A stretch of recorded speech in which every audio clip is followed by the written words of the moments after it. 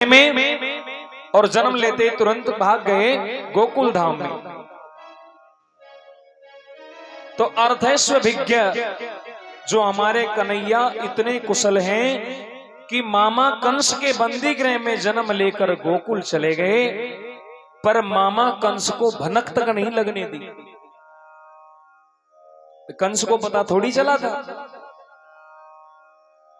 पता भी नहीं चलने दिया। ऐसे परम निपुण कुशल हमारे केशव जी। और स्वराट स्वेपेशु गोपेशु राजते शोभते इति स्वराट, गोकुल में आकर अपने श्री दामा मधुमंगल आदि ग्वाल बालों के साथ में सुशोभित हुए। और जिन प्रभु ने व्रज में आकर ऐसी लीलाएं की, ऐसी भगवान ने लीला की कि लीलाओं को देखकर चतुर्मुख ब्रह्मा जी भी विमोहित हो गए। वो भी भगवान की लीला को नहीं समझ पाए। ग्वाल बालों के बीच जंगल में बैठकर ग्वाल बालों का झूठा भगवान पा रहे हैं, कोई पवित्रता का विचार नहीं। तो ब्रह्मा जी को शंका हो गई, चक्कर में पड़ गए कि ये परमात्मा नहीं हो सकते। और परीक्षा के लिए ग्वाल बाल बछड़ों को का हरण करके ले गए। लेकिन भगवान स्वराट प्रभु ने इतने ही बछड़े, इतने ही ग्वाल बाल अपने शरीर से प्रकट कर दिए। क्यों? क्योंकि ये सारा संसार भगवान का विराट स्वरूप है। इस भगवान के स्वरूप के अंदर ही हम सब विराजित हैं। भगवान ही सबको बनाते हैं और समय आने पर भगवान ही सबका पालन भी करते हैं। और भगवान ही अंत में जब सब कुछ बिगड़ता है, इस संसार का प्रलय होता है, तो वो उसका कारण भी भगवान ही है। इतना ही नहीं, दसम स्कंद में भागवत जी में वर्णन है कि भगवान ग्वाल बाल बछड़े ही नहीं बने, बल्कि ग्वाल बालों के जो लाठी डंडे थे वो भी भगवान बने, वस्त्र तक भगवान बने। तो कहने का मतलब विश्व रूप भगवान सब कुछ बनने में समर्थ हैं। ब्रह्मा जी का मोह भंग किया, मुयांति यत सूर्य, ब्रह्मा जी का ही नहीं बलराम जी भी नहीं समझ पाए भगवान की लीला को। बार बार यही कहते रहे कि कन्हैया तू ही जाने भैया तेरी लीलाएं, हमारे तो कछु समझ में ना आए।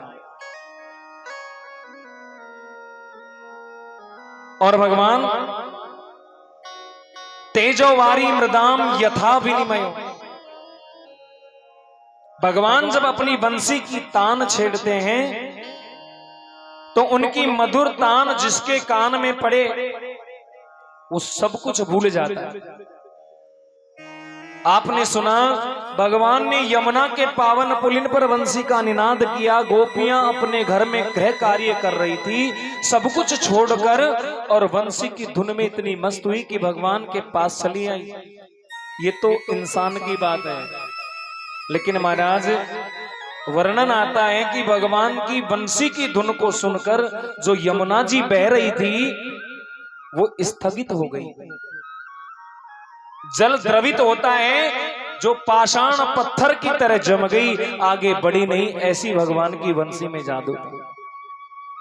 और वो गिरिराज पर्वत गोवर्धन जब भगवान बंसी बजाते तो गिरिराज के पत्थर से अश्रुधार बहने लगती, जल बहने लगता, यानी कि पाषाण खंड द्रवीभूत हो जाता। यानी पाषाण में जल का धर्म आ गया और जल में पाषाण का धर्म आ गया। पाषाण द्रय द्रवत्वम यमुनाया कठिनत्वम, यमुना की धारा पाषाणवत हो गई और गोवर्धन पर्वत वो द्रवीभूत हो गया। ये कन्या की बंसी का वैशिष्ट है। आगे बताते हैं, यत्र त्रिसर्गो मृषा, यत्र श्री कृष्ण चरित्रे त्रिसर्ग मृषा। भगवान के 3 धाम बताए, श्रीधाम वृंदावन, श्रीधाम मथुरा और श्रीधाम द्वारिका। आप ध्यान देना, भगवान के तीनों धामों में जो परिकर हैं, जो परिवार है वो नित्य है, वंदनीय है। जैसे कि वृंदावन में श्रीदामा, मधुमंगल, नंद, यशोदा, भगवान जब वृंदावन लीला करके मथुरा में आए तो मथुरा में जो सखा हुए भगवान के, अक्रूर जी, उद्धव जी महाराज आदि, द्वारिका में सत्यभामा, रुक्मणी आदि परिकर। इसका मतलब क्या है कि भगवान जब भी अवतार लेकर आते हैं अपने परिकरों के साथ अवतरित होते हैं, अपने परिवार के साथ अवतरित होते हैं। भगवान जब लीला करने के लिए इस धराधाम पर आते हैं तो भगवान के जो परिकर हैं वो भी साथ ही आते हैं। कोई गोपी बनकर आया, कोई पत्नी बनकर आया, कोई भाई बनकर आया, कोई बहन के स्वरूप में आया। राम जी की कथा हम श्रवण करें तो लीला समझ में आती है, भगवान मर्यादाओं का पालन करते हुए लीलाएं की है। लेकिन कृष्ण चरित्र को जब देखते हैं तो कई बार हमारा भी मन विस्मित हो जाता है कि प्रभु ने ऐसा क्यों किया। तो इसमें शंका करने की आवश्यकता नहीं, भगवान अपने परिकर के साथ अवतरित होते हैं।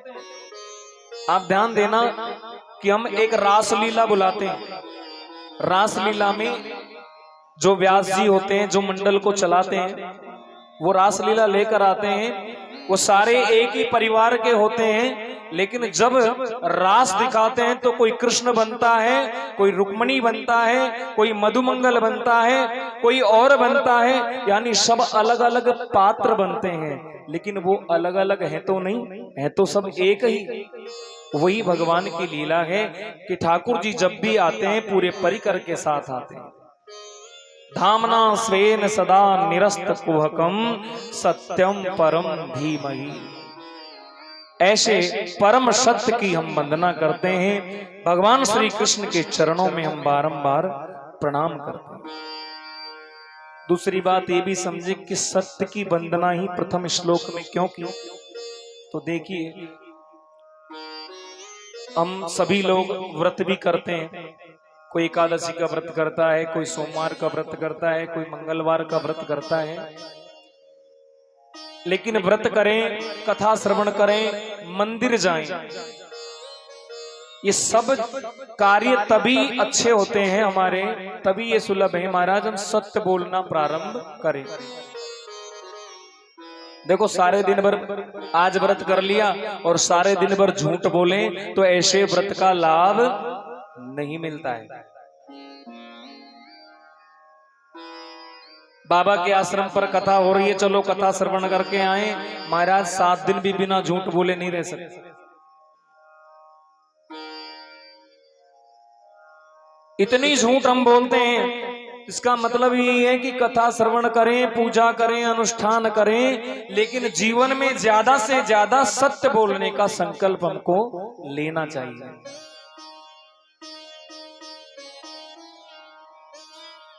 सबसे बड़ा धर्म है सत्य बोलना। आप आगे महाभारत की कथा में श्रवण करेंगे, महाराज युधिष्ठिर ने एक छोटा सा झूठ बोला था।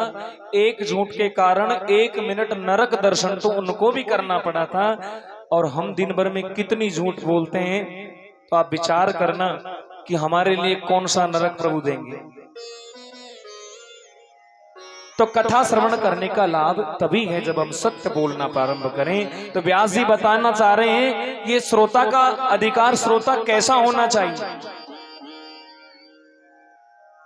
सत्य बोलने का संकल्प लें, जीवन में ज्यादा से ज्यादा सत्य बोलें, ये प्रयास करें। दूसरे श्लोक में लिखा, धर्म प्रोजित कई तवोत्र परमो निर्मत्सराणां सतां वेद्यं वास्तवमत्र वस्तु शिवदं तापत्रयोन्मूलनम्। श्रीमद्भागवते महामुनिकृते किं वा परैरीश्वरः सद्योरेद्यवरुध्यतेऽत्र कृतभिः शुश्रूषुभिस्तत्क्षणात्।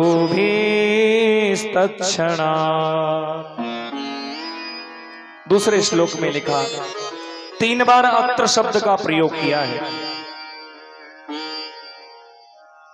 श्रीमद् भागवत में परम धर्म का निरूपण किया गया है। परम धर्म क्या है ये आप विस्तार पूर्वक आगे सुनेंगे।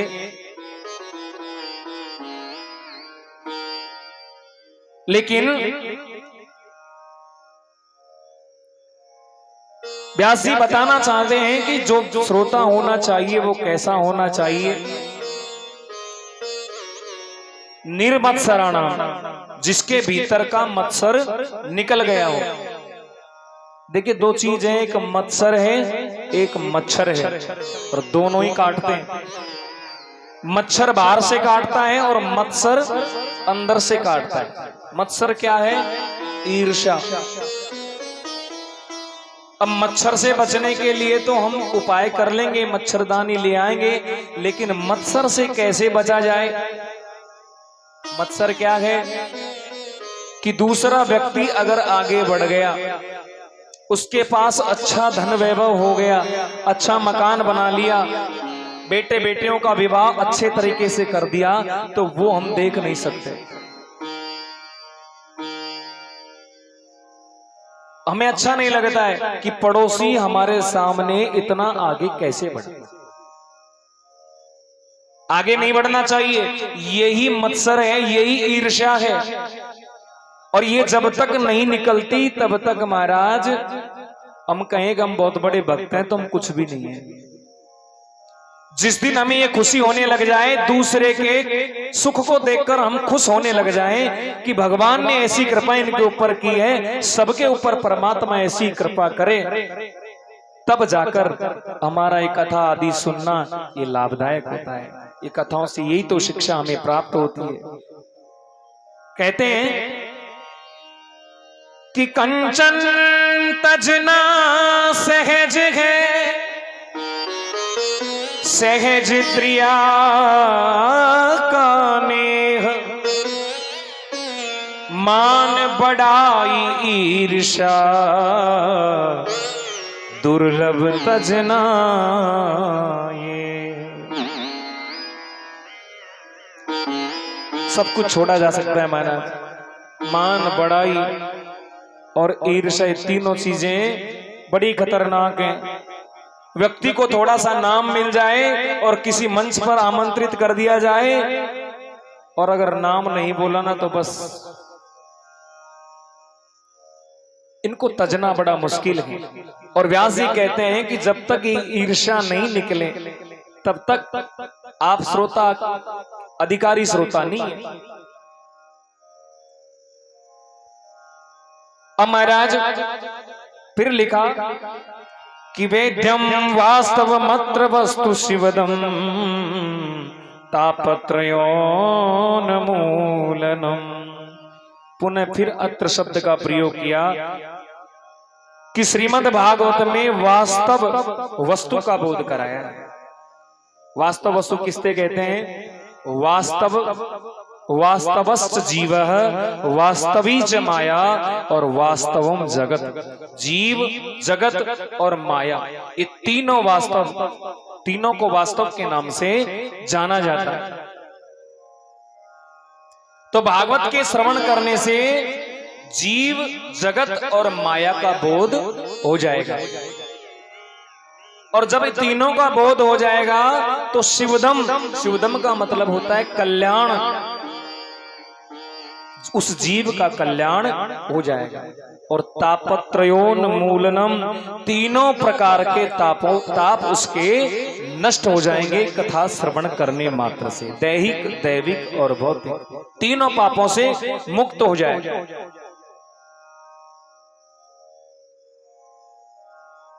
व्यास जी दावा करते हैं कि अन्य साधनों से परमात्मा तुम्हें प्राप्त हो या नहीं हो,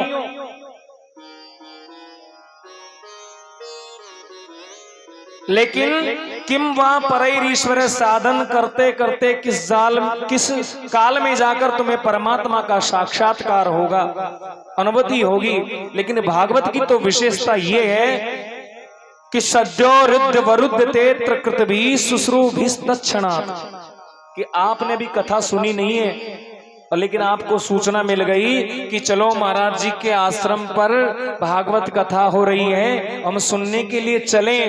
ऐसी इच्छा ही अगर प्रकट हो गई तो ये मान लो कि परमात्मा तुम्हारे हृदय के अंदर विराजित हो चुकी। अभी कथा श्रवण नहीं की और कथा श्रवण करने के लिए जब आए, एक बार महाराज भगवान अगर हृदय के अंदर अवरुद्ध हो गए तो फिर बाहर नहीं निकलते हैं। अवरुद्ध होने का मतलब क्या है? एक तो होता है विराजमान, आप सब यहां बैठे हैं, आप सब विराजमान हैं, लेकिन मान लो चारों तरफ से यहां दरवाजे बंद कर दिए जाएं और नियम लगा दिया जाए कि आप 10 बजे से 5 बजे तक बाहर नहीं जा सकते, तो यानी 10 से 5 तक आप अवरुद्ध हो गए। तो भगवान जब हृदय में आते हैं तो आप अगर निकालना भी चाहें तो भगवान नहीं जाने वाले, लेकिन उसके लिए करना क्या पड़े? इस हृदय भवन को खाली करके रखना पड़े और भगवान को स्थान देना पड़े।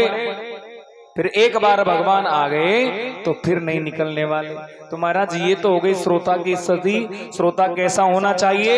निर्मत्सर होना चाहिए। कथा श्रवण करने से लाभ क्या?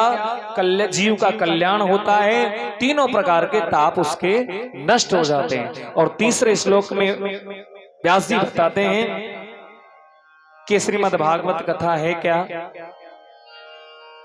निगम कल्पतरोर्गलितं फलम सुखमुखादमृत द्रव संयुतम पिबत भागवतम रसमालयम मुहुरहो रसिका भुवि भावुका। निगम कहते हैं वेद को। नितराम गमयति बोधयति स निगमो वेदः। वेदों को निगम कहा गया है और इस वेद का पका हुआ फल ही है श्रीमद् भागवत कथा। तो किसी ने पूछा व्यास जी से कि व्यास जी महाराज, आप कह रहे हैं कि ये वेद का पका हुआ फल है श्रीमद् भागवत, तो महाराज इतने ऊपर से ये फल आकर गिरा है तो ये फल तो नष्ट हो गया होगा, टूट गया, फूट गया होगा। लेकिन श्रीधर स्वामी पाद जी महाराज कहते हैं कि ये फल फूटा हुआ नहीं है। क्यों? कि शिष्य प्रशिष्यादि रूप पल्लव परंपराया सनैर खंड मेवावतीर्ण न तुच्छ निपाते न स्फुटतम। ये धीरे धीरे आया है, ये फल एक साथ सीधा नहीं गिरा। अगर ये सीधा गिरता तो शायद फूट जाता, लेकिन शाखा प्रति शाखा ये फल आकर पहुंचा है। सबसे पहले श्रीमन नारायण भगवान की शाखा से ये फल टपका तो ब्रह्मा जी की शाखा पर ये फल अटका, फिर ब्रह्मा जी की शाखा से टपका तो नारद जी की शाखा पे अटका, और नारद जी की शाखा से टपका तो फिर व्यास जी की शाखा पर अटका, और व्यास जी की शाखा से फिर सुखदेव मुनि की शाखा पर अटका। यानी एक से शिष्य प्रति शिष्य ये फल आकर पहुंचा है महाराज। तो खंडित तो होने का सवाल ही पैदा नहीं हो सकता। किसी ने पूछा महाराज आप कह रहे हैं कि पका फल है, पर महाराज फल की तो ये विशेषता है, फल खट्टा भी निकल जाए, मीठा भी निकल जाए। आप कह रहे हैं कि सुख मुखाद अमृत द्रव संयुतम, ये अमृत के समान मीठा है, तो मीठा कैसे है महाराज? तो व्यास जी बोले भैया ये फल मीठा क्यों है? एक बात बताओ, किसी फल, हमारी ऐसी मान्यता है कि कोई फल के अगर जो तोता होता है वो चोंच लगा दे तो कहते हैं कि वो फल मीठा हो जाता है। ऐसा मान लो कि तोता उसी फल को चखता है जो पहले से ही मीठा होता है। तो महाराज इस फल में तोते का ही मुख लगा हुआ है। कौन है? सुखदेव जी महाराज। सुख मुखाद अमृत द्रव संयुतम, इस तोते का मुख इसमें लग गया, इसलिए ये तो गारंटी है कि फल तो मीठा है। तो बोले महाराज आपकी बात मान ली कि फल मीठा है, आप कह रहे हैं कि पिबत भागवतम, इस फल को पियो। तो महाराज फल तो कोई पिया नहीं जाता, फिर फल के अंदर गुठली भी निकलती है, छिलका भी होता है। तो व्यास जी कहते हैं महाराज इस फल के अंदर न गुठली है न छिलका है, रस ही रस भरा है। पिबत भागवतम रसमालयम, इसके अंदर रस भरा हुआ है। और व्यास जी कहते हैं मूढ़ो बार बार इस फल को पियो। अब पीने का अर्थ क्या हुआ? तो व्यास जी कहते हैं पीने का मतलब होता है कि जो कथा हमने श्रवण की उस कथा को अपने हृदय में उतारें और उसके अनुसार अपना जीवन जीना प्रारंभ करें। ये तो होता है पीना। सुनना होता है कि इस कान से सुना, इस कान से निकाल दिया। सुबह सुनकर गए, शाम तक कथा श्रवण की, और घर जाकर कोई पूछे कि क्या सुनकर आए हो, तो बोले पता नहीं, कुछ कह तो रहे थे महाराज। तो ऐसे कथा श्रवण का फायदा नहीं, इसलिए कहा है कि इस कथा को सुनना नहीं है, पीना है। और मूढ़ा बार बार पियो। कहते महाराज कितनी बार पिए? रोज कथाएं हो रही है, रोज हम श्रवण कर रहे हैं। तो तुलसीदास जी ने इसका समाधान किया है कि जो व्यक्ति अगर कथा को श्रवण करके ये कहे कि मैंने बहुत बार सुन लिया, तो वो कथा श्रवण का अधिकारी नहीं, उसने कथा को समझा ही नहीं कि कथा होती क्या है। कि रामचरित जे सुनते अघाई, रस विशेष जाना तिन नाही। रामचरित सुनत अगाही, रस विशेष जाना तिन नाही। जिन हरि कथा सुनी नहीं काना, जिन हरि कथा सुनी नहीं काना, श्रवण रंध्र यही भवन समाना। श्रवण रंध्र यही भवन समाना, श्रवण रंध्र यही भवन समाना, श्रवण रंध्र यही भवन समाना। पूरे वृंदावन बिहारी लाल की जय। जो कथा को श्रवण करके एक एक बहुत बार सुना है, वो कथा के महत्व को नहीं समझता। महाराज बार बार पियो,